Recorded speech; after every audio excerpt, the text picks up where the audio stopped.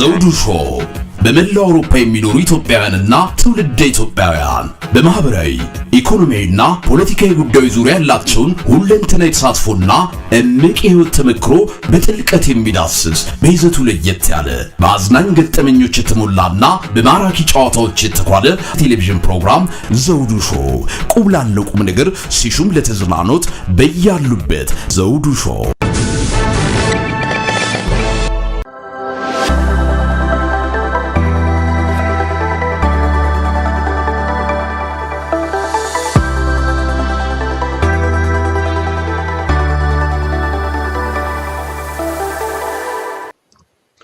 ሰላም ጤና ይስጥልን ክቡራን ተመልካቾቻችን እና አድማጮቻችን፣ የዘውዱ ሾው ሚዲያ ባለፈው በክፍል አንድ ውይይታችን ከፕሮፌሰር መሐመድ ሐሰን ጋር ሰፊ ውይይት ማድረጋችን አይዘነጋም። በተለይም ፌዴራሊዝም እና እንደዚሁም ደግሞ የትግራይ ረሃብን በተመለከተ ምክንያቶቹንና በዝርዝር የመፍትሄ ሀሳቦቻቸውን ጭምር ማስቀመጣቸው የሚዘነጋ አይደለም።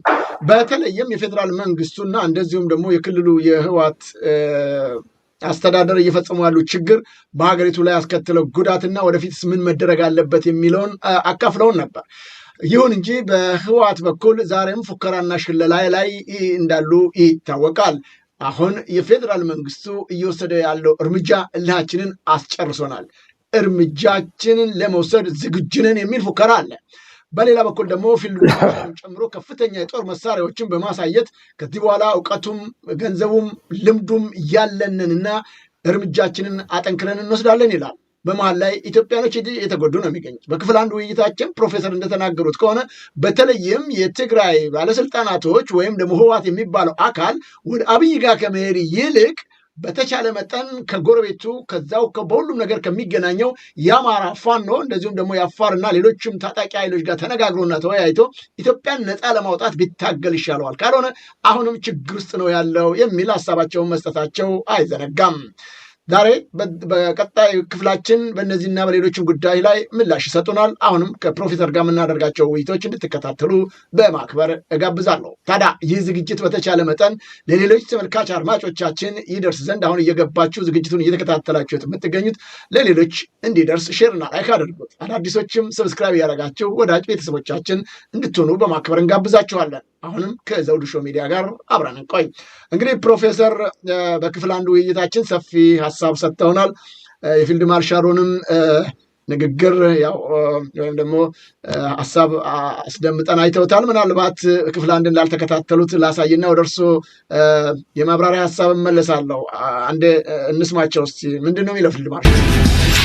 ይህንን እንግዛ ቢባል ብዙ ቢሊዮን ዶላሮች ነው የሚጠይቀው እና እቃው አለን፣ ሙያተኛው አለን፣ ጭንቅላት አለን። ለምንድን ነው አገሪቷ ሁልጊዜ ትጥቅ እንድትገዛ የምናደርገው? እንግዲህ እንዳዩት ነው ሁሉ ነገር አለን ይላል በፌዴራል መንግስቱ በኩል፣ በፊልድ ማርሻሉ እንደዚህ ፉከራ አለ። ቅድም እንዳልኩት በትግራይ በኩል ደግሞ አሁንስ መረረን በቃን፣ በጀት ጭምር እየታገድን ዝም ብለን የምንቀመጥበት ጉዳይ የለም፣ መረረን፣ አሁንስ ወደ ሌላ ውሳኔ እንገባለን ይላል ህወሓት። ምን ውጤት ይመጣ ይመስሎታል? በጣም ጥሩ። በመጀመሪያ ደረጃ ይሄ አሁን ያሳየው ፊልድ ማርሻሉ አድማሱ በጣም ጠባብ የሆነና ብዙ ልምድ ያለው ወይንም ደግሞ ብዙ እውቀት ያለው ሰው አይደለም። እኔ ለመጀመሪያ ጊዜ ያየሁት ለውጡ ከመጣ በኋላ በ2019 የጦሩ ቀን በሚል ባዘጋጁት ዝግጅት ሂጄ ነበር ሐረር። በኋላ ከዛ ወዲህ ትልቅ ሆል ውስጥ ከተገባ በኋላ እዛ ኤታማዦር ሹሙ ንግግር ሲያደርግ ፊት ለፊቱ ጻድቃን ተቀመጠ። ተደናገጠ፣ ንግግር ማድረግ አልቻለም። ኋላ ምን አለ በዛ ስፒቹ ላይ እኔ እንዳው ይከብደኛል፣ አለቆቼ ፊቴ ቁጭ ብሎ ንግግር ማድረግ አልቻለም አለ። ወያኔ እኮ ተባረዋል ያኔ እና መባረራቸውንም እርግጠኛ አልነበረም ሰውየው እዛ ላይ ተቀመጠ። አንድ 10 አለቃ ነው እና አሁን ይሄንን ዝም ብሎ ድርድሩ የሚያሳየው ራሱን ለማስፈራራት ካልሆነ በስተቀር ሌላ ሰው ማስፈራራት አይችልም። ይሄ ለኦሮሞ ህዝብ ውሸት ነው የሚነግሩት ያሉት። ጦር አለን፣ መሳሪያ አለን፣ ምን አለን ምናምን ነው የሚሉት። ይሄ ሁሉ ውሸት ነው። እንኳን እነሱ መንግስቱም ተሸንፏል። ትልቅ ድጋፍ የዋርሶ ፓክት የነበረው ትልቅ ሁለተኛ ወይ ሶስተኛ የሚሊተሪ ፎርስ የነበረ አፍሪካ ውስጥም መጨረሻ ላይ ሸሽቶ ዚምባብዌ ገብቷል። እኛ ማወቅ ያለብን እነዚህ የሚፎክሩ ሰዎች ዝም ብሎ ይፎክራሉ እንጂ ባሩዱ ሽታው አፍንጫቸው ጋር ሲደርስ እንደ ህፃን ልጅ እንዴት እንደሚርበተበቱ እናውቃለን። አሁን ስለሱ ኢምፖርታንት አይደለም። ጥያቄው ምንድነው? የህወሓት አመራር ምንድነው የሚፈልገው? ለትግራይ ህዝብ ምንድነው ያዘጋጀለት? ያለፈውን የሰራውን ያውቃል። አሁን ያለበትን ሁኔታ ያውቃል። እውነት ነው። አንደኛው ፓርቱ የራሱ ወዳጅ የሆኑ የሴንትራል ኮሚቴ ፖሊት ቢሮ አባሎች ከተው አዲስ አበባ ጋር ብልጽግና ለመሆን ደጅ ጥናት ላይ ነው ያሉት። ሆቴል ይከፈልላቸዋል፣ ምን ይላሉ? ከተዋል። አሁን የቀሩት ምንድነው የምትፈልጉት? እዛ ሀገር ውስጥ የሚታገሉ ሌሎች ኃይሎች አሉ። በአቅምም ከናንተ የሚበልጡ ፋኖ አሉ። ጎረቤትህ ነው። መነጋገር ከጎረቤትህ ጋር ካልቻል ከሌላ ኢትዮጵያ ጋርም መነጋገር አይችሉም ማለት ነው። ስለዚህ ለትግራይ ህዝብም የቆሙ ሰዎች አይደሉም፣ ለራሳቸው ነው የቆሙት። ስለዚህ አዲስ አበባ ላይ ያለው ስርዓት እንደ እንዝርት የሚጫወትባቸው ይሄንን ድክመታቸውን ስላወቀ ነው ማለት ነው። የፖለቲካ ብስለት እንደሌላቸው በረጅም ነገሮችን ማየት እንደማይችሉ ነው የገመገመው ማለት ነው። ስለዚህ እነሱም ይቀልጣሉ። ረሃብም እየተባባሰ ከመጣ የትግራይ ህዝብ ተነስቶ እነሱን ኦልሬዲ አሁን በአብዛኛው የትግራይ ህዝብ እንደ አመራርም አያያቸውም። ላጠፉት ጥፋቶች፣ የፖለቲካ ጥፋቶች፣ ብዙ የፖለቲካ እና የታክቲክ እና የስትራቴጂ ጥፋቶች ምናምን የትግራይን ህዝብ እዚያ ያድርሰዋል። ስለዚህ ጭንቅላት ካላቸው አሁን ካለው ዩናይትድ ፍሮንት ውስጥ ገብተው ራሳቸውን ቢያድሱ ይመረጣል። አናድስም ካሉ ግን ጨው ለራስ ስትል ጣፍጥ፣ አለበለዚያ ድንጋይ ነው ብሎ ይጥሉሃል እንደሚለው ያገሬ ሰው ይወረውሯቸዋል። ትግራይ ህዝብ እንደ ህዝብ ይኖራል። ማንም እንትን የሚለው የለም። ስለዚህ እነሱ ናቸው የትግራይን ህዝብ እንደዛ አይነት ጥላቻ ፈጥሮ ከኤርትራ ጋር ኤርትራን ወሮ እዛ የነበረውን ወደ 80-100 ሺህ የሚሆነውን ኢትዮጵያዊ ኤርትራውን ንብረቱን ዘርፎ አባሮ ምን ብሎ ኤርትራኖች እንደዛ አይነት እርምጃ አልወሰዱባቸውም። ይህን ሁሉ ማስተካከል አለባቸው። ከአማራ ጋር ያላቸውን ግንኙነት ኦነስትና የወንድማማቾች ግንኙነት መሆን አለበት። እኔ ሶማሌ ነኝ፣ የአማራ ጥላቻ የለኝም። የትግራይም የማንም የኢትዮጵያ ህዝብ ጥላቻ የለኝም። ኢትዮጵያ ሰላም እንዲኖራት ሁላችንም አብረን ሰርተን እንድንበለጽግ እፈልጋለሁ። ለምንድነው እነሱ ለዛውም ብዙ ጉዳት ያደረሱ ሰዎች 27 ዓመት ያንን ሀገር እንደ እንዝርት ሲያሽከረክሩና ሲሰርቁ የነበሩ ሰዎች ናቸው። ወደ ህልውናቸው ውጭ ያለ የትግራይ ህብረተሰብና ዳያስፖራ አስብ። እነሱ እንደፈለጉ በጭንቅላትህ እንዲጫወቱ አታደርግ። አንተም ሰው ነህ፣ ማሰብ አለብህ እንደማንኛውም ሰው። ለራስህ ስትል ደግሞ ቁም። እድሜ ልክ እንዲህ እየተሰቃየ በረሃብ በስቃይ በምናምን የምትኖርበት ነገር መኖር የለበትም። በአንድ ጊዜ ፖዚቲቭ ሊሆኑልህ ይችላሉ። አሁን ግን they are not in the positive situation ላይ እየተጫወቱ አይደሉም። ስለዚህ ውጭ ያለውም ዝም ብለህ ተደብቀህ ምናምን እንትን ከምትል ወጣ ተናገር። ከወንድሞቹ አማሮቹ ከሌሎቹም ወንድሞቹ ጋር ተነጋገር። አልፈም ከሶማሌውም ሁሉ ተነጋገር። አልተረሳም እኮ ሶማሊያ ክልል ላይ የተደረገውና ሶማሊያ ውስጥ የተደረገው አንድ ነገር ሳትከፍቱ ሳትናገሩ ዝም ብላችሁ እስካሁን ድረስ እንትን እያላችሁ ነው። ስለዚህ በመደበቅ የምታወጡት ነገር የለም። ወጣችሁ ተናገሩ። ከህዝባችሁ ጋር ተደራደሩ። ከጎረቤቶቻችሁ ጋር ተዋህዱ።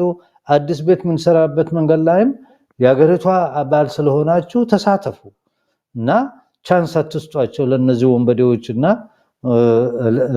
ለውጭ ኃይል ተቀጣሪ ለሆኑትን ቻንስ አትስጧቸው። ሞላው የኦሮሞ ህዝብ ሁሉም ለራስ ስትል መታገል አለበት። አማራ ያንተ ጠላት አይደለም። ማንም ህዝብ ኢትዮጵያ ውስጥ ያንተ ጠላት አይደለም። ከዛም አልፎ ተርፎ ትልቅ ህዝብ ነህ። ይሄንን እንትን አንግበ ወጥተ ይሄ እኛን አይወክለንም። እንዳውም ልክ ወያኔ በስመ ትግራይ የደረገውን ወንጀል ይሄ ደግሞ በስመ ኦሮሞ ወንጀል እየሰራ ነው። አንተ አትወክለንም፣ እኛ ካንተ ጋር አይደለንም ብለ ኦፕንሊ መውጣት አለባችሁ። ከወንድሞቻችሁ ጋርም መነጋገር መቻል አለባችሁ። በመደባበቅ የሚመጣ ነገር የለም። እና ያበጠው ይፈንዳ ውጡና ተነጋገሩ እናንተም። ስለዚህ እንደዚህ ንግግሮች በሰፉ ቁጥር እየተቀራረብን ምን ይያለን አብረን መታገል እንችላለን እላለሁ። ግን ዝም ብሎ ለምንድን ነው የምንፈራው? አንዴ ለምንኖረው ሁለት ያንኖር እንግዲህ እና ይሄ ሀገርንም ለማዳን ከተፈለገ የሁሉም የሀገሪቷ ክፍል ትብብር ይጠይቃል። ማለት አንድ ክፍል ብቻ ወጥቶ ለብቻው የሚያመጣው ለውጥ አይደለም። ኢትዮጵያ ውስጥ አሁን እሳተ ገሞራው በየቦታ እየፈነዳ ነው። መጨረሻ ላይ ተጠራቅሞ ትልቁ እሳተ ገሞራው ሲፈነዳ ሁላችንን ነው የሚያቃጥለን። የአንዱን ክፍል ብቻ አይደለም የሚያቃጥለው። ስለዚህ ተደራጁ፣ አስቡ፣ ተነጋገሩ። ይሄ ማለት ስድብ አይደለም፣ መሰዳደብ አይደለም። ተነጋገሩ። ምንድነው እዚህ ያደረሰን? ከየት ነው የመጣው? በሽታው መቼም ከእግዚአብሔር አይደለም የተወረወረልን። ስለዚህ እኛንን የፈጠርነው። እኛ የፈጠርነው ከሆነ ደግሞ እነማን ናቸው? ለምን ተፈጠረ? ለምን ተፈለገ? ተብሎ በደንብ አድርጎ እንክርዳዱን ከስንዴ መለየት መቻል አለብን እላለሁ። ከልብ አመሰግናለሁ ፕሮፌሰር። እንግዲህ አንዳንድ ሰዎች ጥርጣሬና ስጋት ይስተዋላል። አሁን ቅድም እንዳሳየሁት የፌዴራል መንግስቱም ይፎክራል፣ ይሸልላል። በህወሓትም በኩል ይፎክራሉ፣ ይሸልላሉ። እንደሚታወቀው በፕሪቶሪያው ስምምነት መሰረት ሳውዝ አፍሪካ ላይ በተደረገው ማለት ነው በሙሉ ታጣቂ ኃይሉ ያስረክባል ተብሎ ነበር። ግን አሁንም እየተገለጸ የሚገኘው ከ270 ሺህ ያላነሰ ቲዴፍ የሚባል ወይም የህወሓት ጦር እንዳለ ይገለጻል። ስለዚህ የፌዴራል መንግስቱ ውሳኔውን በአስቸኳይ ካላስተካከለ ጦርነት እከፍታለሁ የሚለው የህወሓት ጥያቄ እየተነሳ ያለበት ሁኔታ አለ። መሳሪያውም አለው ኃይሉም አለው የሚሉ ወገኖች አሉ። በዚህም በኩል እንደዛው እንደው ውጤት ይመጣሉ። የጦርነት ቢነሳ በመጀመሪያ ደረጃ ህወሓት አሁን ይህን ማድረግ ይችላል ወይ? እንደው እንዋጋስ ከተባለ በዚህኛውም በኩል ህወሓት አሁን የፋኖን ትግል አቋርጦ በወሎ ነው ሊሄድ የሚችለው ወይም ደግሞ በዛ በአፋር በኩል ነው። በሁለቱም በኩል ታጣቂ ኃይሎች አሉ። እንዴት አድርጎ ነው አልፎ የሚሄደው? በህወሓትም በኩል በተመሳሳይ መልኩ እንዴት አድርጎ ነው አልፎ እነዚህ ሁለት ሀገሮች ሊዋጉ ወይም ሁለቱ የትግራይ ክልልና ፌዴራል መንግስቱ ሊዋጉ የሚችሉት? እንደው ጦርነቱ ሲነሳል የሚል እምነት አለት? እንደው ከልምዶ በመነሳት ይህንን የሁለቱን ፉከራ እንዴት ይገመግሙታል? በሁለት ነገር ያለው ጎበዝ ከሆኑና መጀመሪያ ከጎረቤቶቻቸው ጋር ያለውን ግንኙነት ካሻሻሉ፣ ይሄ ማለት ምንድነው? ከአማራ ክልልና ከፋኖ ከሚታገሉትና ከአፋሮች ጋር በአፋጣን ያላቸውን ግንኙነት ያለፈውን ቻፕተር ዘግቶ በአዲስ ቻፕተር ካሻሻሉ ታይዞ ሊጥሉት ይችላሉ። ይሄን ያደረጉበት ቀን አብይ እንደዚህ አሁን እንደሚያወራው አይሸልልም። ፍራቻ ይገባዋል። ምናልባትም ሊኮበልል ይችላል ከጥቂት ጊዜ በኋላ። አልፎ ተርፎ ደግሞ ይሄ ከአማራ ጋር ያላቸው ቁርሾ በእውነት ቁርሾ ወይንም ደግሞ ያለፈው ቲፒኤልኤፍ በሰራው ቁርሾ ይሄንን ተሳስተናል፣ ትክክል አልነበረም። ያም በመስራታችን ነው እኛም ልንጠቃ ይቻልነው። ሰውየው ደግሞ የሚለው ሰሜኖች እየመጡብኝ ነው። እኛ ደግሞ ሰሜኖቹ ምንም አይነት ስምምነት በእኛ መካከል የለም። አልፎ ተርፎም ከወንድሞቻችን አፋሮች ጋርም ስምምነት መፍጠር አለብን። አድማሳችን ሰፋ ያለ መሆን አለበት። ሀገሪቷና ኢትዮጵያም በእንደዚህ መቀጠል አትችልም። አልፎም ከሞላው የኦሮሞ ህዝብ ጋር አንድ ላይ መሆን አለብን፣ ከታጋዮቹም ጋር ሌላውንም የኢትዮጵያ ህዝቦችን ጥሪ አድርጎ እንትን ካሉ ሰውም ጋብዞ በራሳቸው ሀገር ውስጥ እዛ ስብሰባ መቀሌ ላይ ስብሰባ ማድረግ ይችላሉ፣ ሌላም ቦታ ለማድረግ ይችላሉ። ታጥቀው እንትን ካሉ ስርዓቱ ሽንቱን ይሸናል። መሽናት ብቻ ሳይሆን እዛው አዲስ አበባ ውስጥም አይታሃል አሁን የሚያደርገውን ወጣት ያፈሰ ምን ይያለ እንትን ነው ያለው። የስርዓቱ መዳከም ነው የሚያሳይ። እና እኔ ትዝ ይለኛል ልጅ አንድ ምሳሌ ዳጫውት ነው። አንድ ማንጆ የሚባል የሰፈራችን ላባደር ነው። የቀን ሰራተኛ ነው። ረጅም ሰው ነው እና ጥሩ ተጫዋች ነበር። የሰፈራችን ሰው ነው። እኛም እዛ ሄደን ምናምን በራድ ሻይ እንገዛለታለን፣ ያጫውተናል፣ ያስቀናል። አላጠፋ አላ ማንጆ የት ሄደ ምናምን ፊሽካ ነፋን፣ በየቦታ ፈላለግን ምናምን ማንጆ የለም። ለካ ማንጆ ሊተኛ ወደ መኝታው ቦታ ሲሄድ ታፈሰ። ታፈሰና ሁመራ ተወሰደ። ሁመራ ተወሰደና እዛ ሰሊጥ ለቀማ ምናምን 6 ወር ቆይቶ ምናምን ተመለሰ። ትንሽ ከሳ ቆንጆ ልብስ ለበሰ ምናምን ማንጆ የት ሄድካል? እና ኮሚክ ነው ማንጆ። አየህ አለ አፈሳ የሚጎዳው የሀብታሙ ልጅ ነው። እንዴት አለው? ታፍሳችሁ አሁን እናንተ ታፍሳችሁ ደብረ ብርሃን ስትደርሱ ይርባቸዋል። እኔ ታፍሼ ወልቃይት ጸገዴ ሁመራ እስከምደርስ ድረስ አንድ ዳቦም አልተሰጠኝም። በነበረኝ ኤክስፒሪየንስ የራብ ልምድ ስላለኝ ደረስኩ አለ። ይሄ ራሱ እንደ ትምህርት መሆኑን የተገነዘብኩት ይሄ ነው አለ። እኔ እስካሁን ድረስ አስታውሰዋለሁ። አሁን ሰርቻለሁ፣ ትንሽ ብር ማጠራቀሚያለሁ፣ ሌላም እንዳስብ አድርጎኛል። ሁለተኛ ግን አልታፈስም አለ። ለምን ምን ታረጋለህ? ጎሚስታ እማራለሁ አለ። ከ6 ወር በኋላ ፌመስ የሆነ የሰፈራችን ጎሚስታ ሆነ። እንዳውም ቅዳሜ ከሸዋ ዳቦ ምናምን በ3 ወር በ4 ወር ዳቦ ይገዛና እኛን ይጠራና ሻይ አፈላና አጫውቱኝ ይላል። ኋላ እንዴት ነው ማንጆ? እኔን ይወደኝ ነበር። እንዴት ነው ማንጆ ምናምን ስለው አየህ ልምድ ኤክስፒሪየንስ ጥሩ ነው አለ። ወያኔ ካሉት ከ27 ዓመት በላይ ኤክስፒሪየንስ ያለው ድርጅት ነው።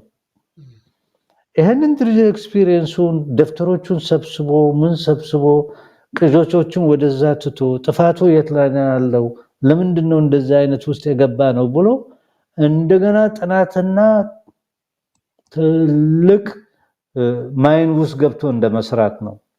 ይሄንን ሆምወርክ ከሰሩ ከአማራ ጋር የሚያጣላቸው ምንም አይነት እንትን የለም። በመጀመሪያ ደረጃ አንድ ያልተገነዘቡት ሰፊው አማራ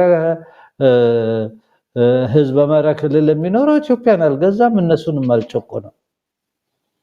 አሁን የሚታገሉት እነዛ ሀገራችን ውስጥ እኩል እንሁን፣ በአማራ ክልል ውስጥ ደግሞ የአማራን ክልል ኢኮኖሚ እኛ እንጠቀም፣ ከሌላ ኢትዮጵያኖች ጋርም አብረን መኖር እንችላለን። ይሄ ከረባት ለብሶ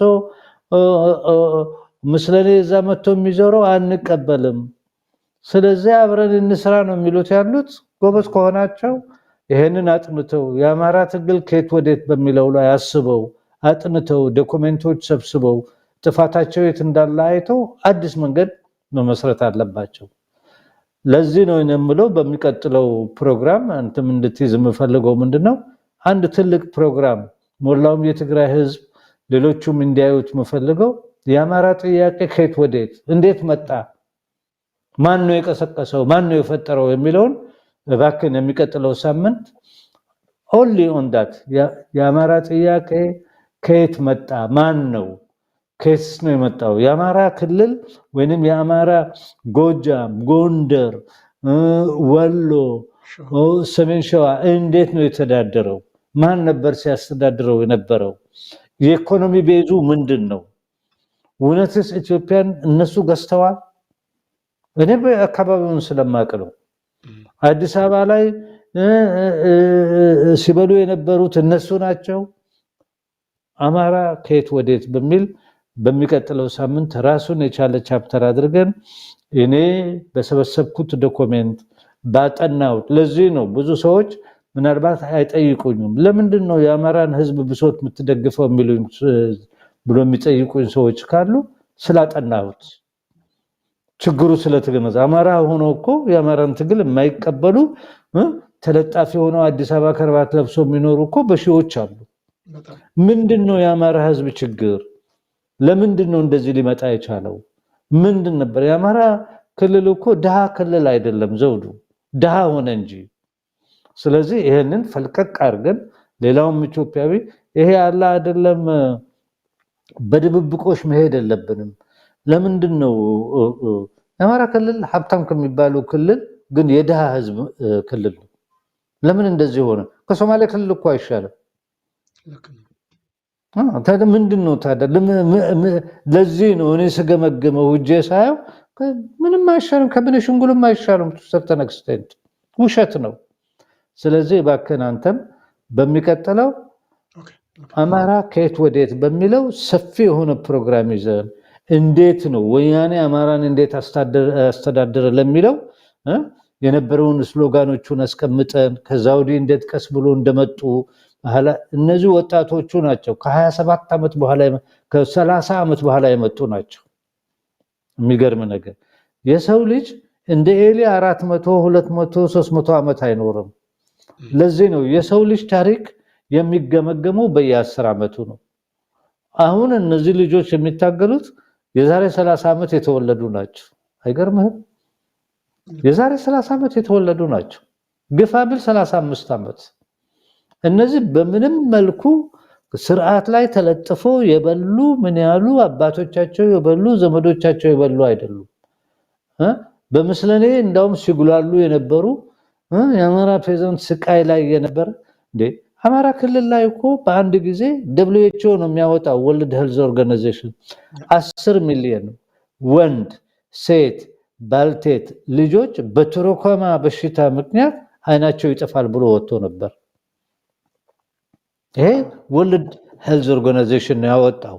ስለዚህ ስለ አማራ ህዝብ ያለበትን ሁኔታ ሌላም ህዝቦች እንዲያዳምጡ ለምንም ደሞ አሁን አልገዛም ብሎ እንደተነሳ ምን እንደሚፈልግ አማራ ከየት ወዴት በሚለው ፕሮግራም ላይ ለአንድ ሰዓትም ያህል በሚቀጥለው ሳምንት ወይንም በዚህ ሳምንት መጨረሻ አንድ ፕሮግራም እናዘጋጃለን። ይሄንን እንደ አጀንዳ እንድትይዝ። እሺ በደስታ ፕሮፌሰር በጣም አመሰግናለሁ። ምናልባት ተመልካች አድማጮቻችንም ይህን ዝግጅት እየተከታተላችሁ ያላላችሁት በዘውዱ ሾው ቴሌግራም ቻናላችን ላይ ወይም ደግሞ ወድኮልት ስልክ ቁጥራችን ማለት ነው +44 7956 08 4900 እና በዋትስአፕ አድራሻቻችን ብትልኩልን ጥያቄዎቻችሁን ለፕሮፌሰር እንደማቀርብ ከወዲሁ ቃል ገባለሁ። በእናንተ በኩል የሚመጡ ጥያቄዎች ካሉ ላላኩልን እንግዲህ በዝርዝር የእናንተንም ጥያቄ አካትቼ ለፕሮፌሰር አቀርባለሁ። ከልብ አመሰግናለሁ ፕሮፌሰር። ይህንን እንግዲህ ወደፊት እንመለስበታለን። የአማራ ህዝብ ችግሮችና ምክንያቶቻቸው እንደውም አማራ ከየት ወዴት እንዳሉት በእርሶ ጉዳይ ላይ በዝርዝር እንሄድበታለን። ከልብ አመሰግናለሁ ፕሮፌሰር። ቅድም አንስተዋል እንግዲህ ይሄ በትግራይ በኩል ያለው ነገር ምንም አማራጭ የላቸውም። አንደኛውና ሊድኑ የሚችሉበት አማራጭ ከአማራው ፋኖ ጋር ወይም እንትኖቻቸው ጋር በመገናኘት ጎረቤቶቻቸው ጋር በመገናኘት ችግሩን መቅረፍ ነው። ከዛ ውጭ ምንም የሚመጣ ነገር እንደሌለ እየገለጹልኝ ነው። በመንግስት በፌዴራል መንግስቱ በኩል ደግሞ ሁልጊዜ ይፎክራል። እንደሚያውቁት ከዚህ ከእንትና ጋርም ሲፎክር ነበረ ከሶማሌላንድ ጋር ከዛ ቀጥሎ ከመቋዲሾ ሶማሌው ጋር እንደገና ሲፎክር ነበረ። ከኤርትራ ጋር እንደገና የግድቡ ጉዳይ እያለ ይፎክራል። አሁን ደግሞ እንደገና ተመልሶ እንደዚህ አይነት ፉከራ ነው በየቀኑ የሚላቸውንና የሚያደርጋቸው ነገሮች በሙሉ አይስተዋሉም። ይሁን እንጂ የብልጽግና ልሳኖችና ከብልጽግና እሱ ነው የሚያድነን እሱ ነው የሚያወጣን ከሱ ውጭ ሌላ መፍትሄ የለም የሚሉ ሰዎች ከአብይ ውሸት ከብልጽግናዎች ውሸት መማር የተሳናቸው ለምንድን ነው ይላሉ። በቅርብ እያየናቸው ነው እንዳልኩት ከግድብ አመጣውላችሁ ምንድነው እንትን አመጣውላችሁ ወደብ አመጣውላችሁ ብሎ ከሶማሌላንድ ጋር አይሞቶ ተዋዋልን ብሎ የተሰራው ስራ ወይዘነ ሰከንድ ጠፋ። ሰውን ሁሉ አስጨፍሩ። ከሶማሌ ጋር እንደገና ጀመረ የተፈጠረው ነገር። ኤርትራ ጋር በቃ እንትን የምናከብረው አዲሱን ዓመት ጭምር የምናከብረው በቃ አሰብ ላይ ነው፣ ምጽዋ ላይ እንደንሳለን አስመራ ሲል የነበረው ይሄ የመጣውን ነገር የምናየው ሁልጊዜ ክህደትና ውሸት የማይሰለቸው ጠቅላይ ሚኒስትርን የሚያደንቁ ሰዎች ከስተቱ መማሪያ ያልቻሉት ለምን ይመስሎታል? በጣም ጥሩ። በመጀመሪያ ደረጃ እኔ እንደሚመስለኝ አብዛኛው ወይንም ደግሞ እነዚህ ሰዎች በሶስት ነጥብ አስቀምጣቸዋለሁ። አንዳንዶቹ የራሳቸው ጥቅም ስላላቸው ሊሆን ይችላል። አንዳንዶቹ ደግሞ እሱ ትምህርት ቤት የጨረሰበትን ትምህርት ቤት ካሪኩለም ስለማያውቁ ነው። እሱ ትምህርት ቤቱን የጨረሰው ባለፈው ስርዓት ትምህርት ቤት ውስጥ ገብቶ ነው። መዋሸት፣ ማጭበርበር፣ ውሸት መናገር እነሱ ጋር ባህል ነው።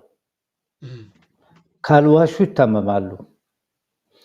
ስለሚዋሹ ደግሞ እነሱ ለሚወሻቸው እነሱ ስር ላሉት የነሱ አሽከሮች ኮንፊውዥን ነው የሚፈጥሩባቸው። እንደዚህ አይነት ስርዓት ቀኑ ሲደርስ በቀላሉ ምንም ሳይንፈራፈር ይቀልጣል እንደ ቅቤ። ምክንያቱም ወዳጅ አልፈጠረም፣ ያመለካከት ወዳጅ የለውም፣ የጊዜ ወዳጅ ነው ያለው።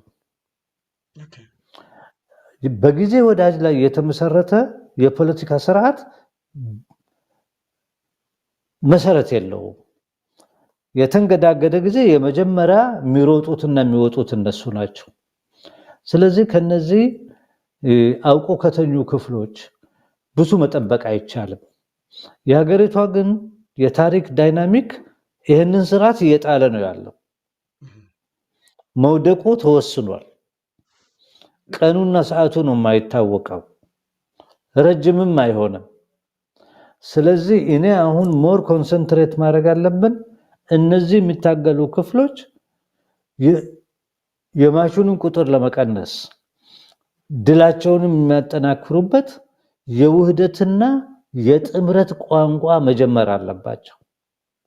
ይሄን ያደረጉ ቀን ሰውየው ከዛ ሀገር ይፈረጥጣል። ምክንያቱም ባጭሩ አዲስ አበባ ሊገቡለት ይችላሉ። ህዝቡ ደግሞ እክ ብሎ ነው የተፋው። ስለዚህ እንደ ሮቢን ሁድ ዝም ብሎ እዛ ከመሮጥ አንደኛ ትልቁ ኃላፊነት ያለበት አሁን የወያኔ አመራር፣ ህዝባቸውም ረሃብ ገብቶ እያለቀባቸው ነው ያለው። ህዝባቸውም አይተዋቸው። ህዝባቸውም እንደውም ለዚህ አደጋ ያደረሳችሁን እናንተ ናችሁ ብሎ ጣቱን ወደሱ ሳይቀለብስባቸው ተሎ ብሎ ተነጋግረው ከፋኖ ጋር በሚኒመም ፕሮግራም የሚሊተሪና የኢንተለጀንስ ሪሌሽን መፍጠር አለባቸው። ከአፋርም ጋር እንደዛው። ይሄን ያደረጉ ቀን አዲስ አበባ ላይ ያለው ስርዓት ኢንሰርክልድ ይሆንና ኦክሲጅኑ እየቀነሰ ይመጣል። ሁለተኛ ጦሩን አይተሃል። በአማራ ክልል ላይ በየቀኑ እየፈረሰ ምን እያለ እጅ የሰጠ እየተገደለ ምናምን ነው ያለው። ስለዚህ የሚዋጋለት ጦሩም የለም። ኦሮሚያ ውስጥም ያለው ሁኔታ በጣም መጥፎ ነው። ስለዚህ ጥሩ አጋጣሚ ነው። እንደውም 2026 መጀመሪያ ላይ ቶሎ ብሎ ይሄን ስራ ሰርቶ ይሄን ሰውዬ ቢያሰናብቱልን አገሪቷ እንደሆነ ሰላም ትሆናለች። ቀደም እንዳልኩት በተጠና በረጅም ጉዞ በአዲስ ቤት ግንባታ ላይ የተመሰረተ ሰፊ ራዕይ ተይዞ ሁላችንም ሀገራችን ገብተን ተባብረን አዲስ ሀገር መገንባት እንችላለን። ከቀጠና ከጎረቤቶቻችን ጋር ደግሞ በበለጠ አብረን እየሰራን ቀጠናውንም ሰላም አድርገን ወደ ልማት እንራመዳለን። ይሄ የውሸት ሆይ ሁሉ አይሰራም። እንደማይሰራ ለደርግም አልሰራም፣ ለወያኔም አልሰራም። ስለዚህ አዲስ ቻፕተር በአዲስ መንገዱ መሄድ አለብን ባይነኝ። ከልብ አመሰግናለሁ ፕሮፌሰር። ቀደም ሲል ሲገልጹ በተለይም አዲስ አበባም ጭምር ሰዎች እየታፈኑ አሁንም ወደ ውትድርና እየተላኩ እንደሆነ ጠቆም አድርገዋል። በእርግጥ ይሄ በጣም እየከፋ የመጣበት ሁኔታ አለ። አብይ አሁን ግራ ገብቶታል። እዚህ ጋር ቀደም ያሳየሁት ምስል አለ። ፊልድ ማርሻል ብርሃኑ ጁላ የታንክ ማዕት ምናምን ያሳየናል። ይስሩ አይስሩ የሚታወቅ ነገር የለም። ይሁን እንጂ ዛሬ ወጣቶቹ እየታፈሱ የአዲስ አበባ ልጆች ጩኸት ላይ ነው የሚገኙት። በጣም በሚያሳዝን ሁኔታ እየታፈሱ በገዛ አገራቸው ውስጥ በነፃነት መኖር ያልቻሉባት ምድር ሆናለች ሀገራችን ኢትዮጵያ። እንደው አንድ ምስል ላሳየሁት አጠር አድርጌ። ዛሬም በቃ እየታፈን ነው። ወዴት እንሂድ? መኪና ውስጥ እየወሰዱ እየከተቷቸው እያፈኗቸው። ቅድም እርሶ የገለጹልኝ ለጥጥ ለቀማ ነበር የታፈሰው። እሱ ኦኬ ገንዘብ ለማግኘት ወደ ጦርነት አይደለም የሚሄደው መቼም ቢያንስ።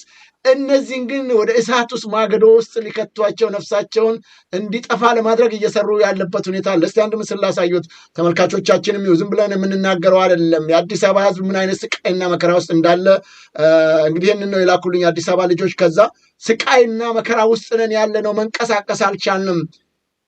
100 ሜትር መሄድ አልቻልንም። የሚያፍነን የሚመረምረን የሚጠይቀን ሞባይላችን ጭምር የሚነጥቀን በስቷል።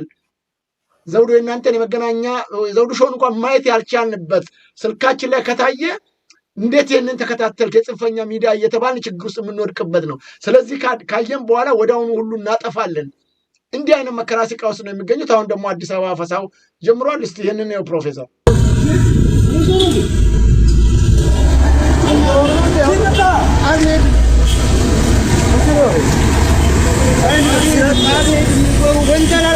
ወንጀል አልሰራሁም። አፈሳ ነው ወንጀል አልሰራሁም። ያው እንደሚያዩት ነው እንግዲህ በዚህ ሁኔታ እየታፈሱ እየተላኩ ነው የሚገኙት። በጣም በሚያሳዝን ሁኔታ መከራ እያዩ ነው። ሌሎቹን ደግሞ ሰብስበው ካስገቧቸው በኋላ በፖሊስ እየቀጠቀጧቸው አንሄድም ያሉትን እየደበደቡ አንዳንዶቹንም ይገሏቸዋል ነው የሚለው። ቤተሰብ እየጮኸ ነው ያለው። ልጆቻችን የት እንደገቡ አናውቅም እያሉ ነው። ለሚመለከተው አካል ቢጠይቁም ምላሽ አያገኙም። እንደው ምስሉን ለማሳየት በጣም ስለሚከብድ እየደረሰባቸው ያለው ድብደባና ስቃይ ድምፁን ላሰማሁት የኢትዮጵያ ሕዝብ ምን አይነት ስቃይ ውስጥ እንዳለ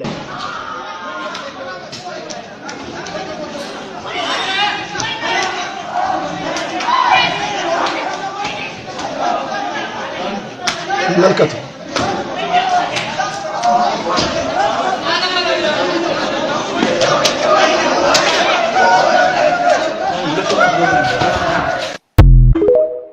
ይህንን ይመስላል ፕሮፌሰር። በጣም ስቃይ ነው ያለው። ምናልባት ተመልካች አድማጮቻችን ይህንን ምስል ማየት ከፈለጋችሁ በቴሌግራም ቻናላችን ላይ ሄዳችሁ ማየት ትችላላችሁ።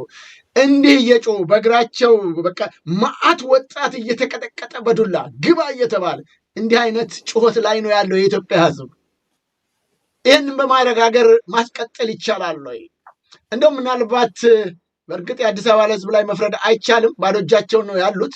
ግን ምን በማድረግ ይህን ስርዓተ መንግስት የፋኖ ትግሉም ታጣቂ ኃይል የሚያደርገውን እያደረገ ባለበት ሁኔታ ሌላው ማህበረሰብ ከዚህ ስቃይና መከራ ይወጣ ዘንድ ምን ማድረግ አለበት ይላሉ? የእርስዎ የምክር ሀሳብ ምንድን ነው? ይሄ ምንድነው? ስርዓቱ መገባደጃው መድረሱን ነው የሚያሳየው። በደነገጠ ቁጥር የሚያደርጋቸው ወንጀሎች ነው። ከሱ ጋርም ያሉት ሰዎች ይሄ ወንጀሎች ይቆጠርባቸዋል። ይሄ ወንጀል ዝም ብሎ ሳይከፈል አይታደርም። ለሚያዳምጠኝ ከነሱ በፊትም እንደዛ ወንጀል የፈጸሙ የት እንደደረሱ እነሱ ያውቃሉ። ስለዚህ እየደከመ በሄደበት ቁጥር እንኳን ወጣቶቹና ባልቴቶቹንም መሰብሰቡና ማፈሱ አይቀርም። ይሄንን ሁሉ ሊያቆም የሚችለው ግን የትግራይ አመራር ወይንም ደግሞ የቲፒኤልኤፍ አመራር ውሳኔ የሚያመጣው ትልቅ ፍራቻ አዲስ አበባ ላይ ቀላል አይደለም። እንዳውም ከፍራቻ ከማምጣት ይልቅ በበለጠ ክፍፍላቸውንም ያሰፋዋል። ካሁን ወዲያ እንደፈለክ ሰው እየረገጥክ መሄድ እንደማትችል፣ ሸሽተህም የትም ቦታ ብትሄድ መያዝ እንደምትችል ይህንን ሁሉ ሊገነዘቡ ይችላሉ። ለዚህ ነው እኔ አሁን ኳሱን አሞረውረው የህወሓት አመራር ላይ ነው። ለምን ጠበቁ እስካሁን? ለምን ሌላ ፕሪቶሪያ ተብሎ የፈረሟት ወረቀት እቺ የጥንቆላ ወረቀት ነች። የትግራይን ህዝብንም እዚህ ሁሉ ጣጣ ላይ የጣለው በሱ የሚያምኑ ከሆኑ ወደ ኋላ የቀሩ ሰዎች ናቸው። እዚህ ዓለም ላይ የሚኖሩ ሰዎች አይደሉም። ስለዚህ የትግራይ ህዝብ ግዴታ ነው የራሱ አዲስ አመራር መፍጠር አለበት። ከነዚህ ሃንዲካፕ ከሆኑ በውሸት ፊርሚያ ላይ በጥንቆላ ላይ አምኖ እስካሁን ድረስ ግትር ከሆኑ ትግራይ ሌላ ውሳኔ መወሰን አለባት። ስለዚህ ለሞላው የትግራይ ህዝብ የራስን ሆምወርክ መስራት የምትችለው አንተ ነህ። ማንም ሰው ከጨረቃ መጥቶ አንተን ነፃ አያወጣህም፣ ማንም ደግሞ እንትን አያወጣህም። ስለዚህ ተደራጅ፣ ተነጋገር። ለሞላው የአማራ ህዝብ ወንድምህ ነው፣ ጎረቤትህ ነው። ምንም አይነት ጥላቻ እንዲኖርህ አይገባም። ብቻል ከሱ ጋር እጅ ለእጅ ተያይዘህ ከአፋሩም ጋር እጅን አዲስ ቤት የምትገነባበትን መንገድ ብትቀጥልበት ይሻላል እላለሁ። እንግዲህ በጣም እንከታተላለን። ሰሞኑን እንትን እንላለን። በደንብ ደግሞ የትግራይ ወጣቶች እንዲረዱ በሚቀጥለው ፕሮግራማችን የአማራ ህዝብ ከየት ወዴት በሚለው ፕሮግራም ላይ እንድትከታተሉ እንጋብዛለሁ። በሰፊ ታሪኩና ለምን ፋኖ እዚህ ደረሰ፣ ከየት ነው የመጣው ለሚለው በጣም እንድትከታተሉ ትፈልጋለሁ። ዘውዱ ሾው ላይ ታዩታላችሁ። እና እኔ ይሄ ስርዓት ብዙ አይቆይም ነው የምለው። ተጠናክረን አብረን ከሰራን እንጥለዋለን። ወንድሞቼ ከልብ አመሰግናለሁ ፕሮፌሰር። እንግዲህ ያው ብዙ ዝርዝር እየሰጡኝ ነው ያሉት። አሁን እየተነጋገርን ያለው ከስር መሰረቱ ያሉትን ችግሮችና ምክንያቶችና መነሻዎችንም እያካፈሉን ነው ያሉት። ለዚህ ትግል ታዲያ እዛው ምድር ላይ ያሉት ትልቁ ኃላፊነት ቢወስዱም በውጭ የሚገኘው ማህበረሰብ ወይም እሊቱም ጭምር ዲያስፖራው በአጠቃላይ ተሳትፎ እንዳለው ይገመታልና ከዚህ ከውጭ ከሚገኘው ኢትዮጵያኖች ምን ይጠበቃል? ይህን ስርዓተ መንግስት በአስቸኳይ አስወግዶ የህዝብ የመረጠው መሪ ይቀመጥ ዘንድ ኢትዮጵያን በፍቅር በአንድነት እንደቀድሞ ትኖር ዘንድ ምን ይጠበቃል? ከዚህ ከውጭ ከሚገኘው ማህበረሰብ ውጭ ያለው ኢትዮጵያዊ ማህበረሰብ ተደራጅ፣ ተወያይ፣ ተነጋገር፣ ተዋወቅ። ያልተወያየ ደግሞ ብዙ ነገር አያውቅም።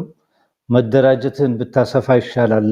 ለሶስት ነጥቦች፣ አንድ መተዋወቂያ እንዲሆነ አሁን፣ ሁለት ይሄ ስርዓት መውደቁ አይቀርም፣ ሶስት በዚህ አዲሷ ግንባታ ላይ ተሳታፊ ሆነ አመለካከት፣ ኤክስፒሪየንስ፣ ልምድ ሁሉ ለሚቀጥለው እንትን ኮንትሪቢዩሽን ከኖርክበት ሀገር ያየኸው የተማርከውን ሁሉ ይዘህ ለሚቀጥለው ኢትዮጵያ ለምትወስደው መንገድ ከፍተኛ እርዳታ ስለሚያደርግ እባካችሁ አክቲቭ ሆናችሁ ከኛ ጋርም ተወያዩ እላለሁ። እድሜ አይወስንም። ሁላችንም አንድ ላይ ሆነን ተደማምጠን አብረን መስራት እንችላለን እላለሁ። ስለዚህ እንኳን ለአዲሱ ዓመትና ለሜሪ ክሪስመስ አደረሳችሁ እላለሁ። በተረፈ የሚቀጥለው ሳምንት እንገናኛለን። ከልብ አመሰግናለሁ ፕሮፌሰር መሐመድ ሀሰን ሰፊ ማብራሪያ ሰጥተውናል።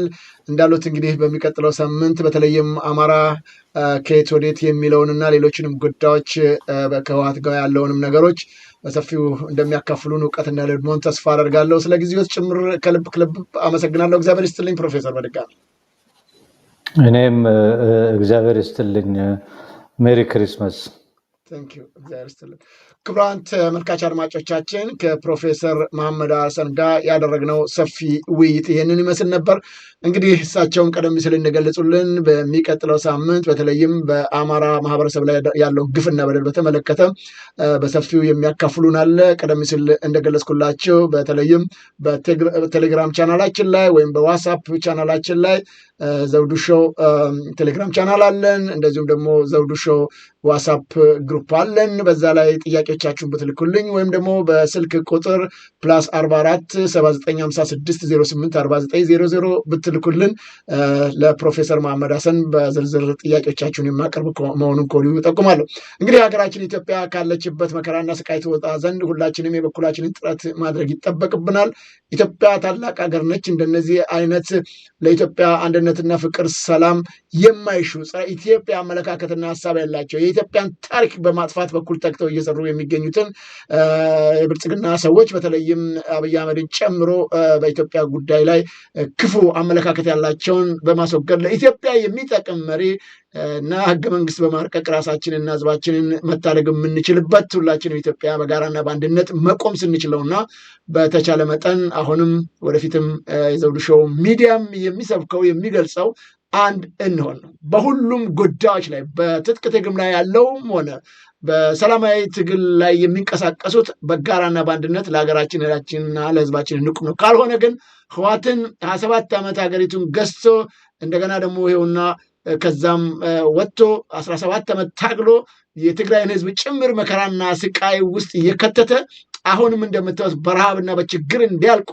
የፈረደ ስርዓትን መከተል የለብንም። አንድ በሆን ቁጥር ግን እነዚህ ሁሉ ችግሮች በቀላሉና በአጭር ጊዜ ይቀርፋሉ የሚል እምነት አለን።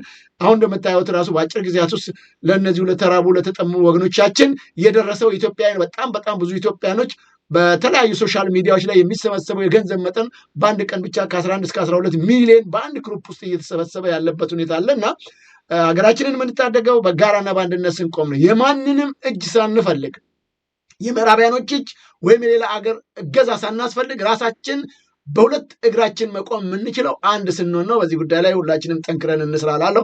እንግዲህ በሚቀጥለው ሳምንት በተለይም ከፕሮፌሰር ጋር በሰፊው እንወያያለን። የዘውዱ ሾው ሚዲያም በነገው ዕለት ደግሞ ሌሎች ዝግጅቶችን ይዞ ይቀርባል። እስካሁን ከዝግጅቶቻችን ጋር አብራችሁ ለቆያችሁ ተመልካች አድማጮቼ፣ በተለይም ዋርድያዎቼ በጣም ከልብ አመሰግናለሁ። አሁንም በነገው ዕለት በሌሎች ጉዳዮች እስከምንገናኝ ሰላም ጤና ይስጥልኝ እያልኩ የምሰናበታቸው ይህንን ዝግጅት በመምራት ከፕሮፌሰር መሐመድ ሀሰን ጋር እስካሁን ቆይታ ያደረግኩት እኔ ዘውዱ መንግስት የነበርኩኝ። ሰላም ጤና ይስጥልኝ።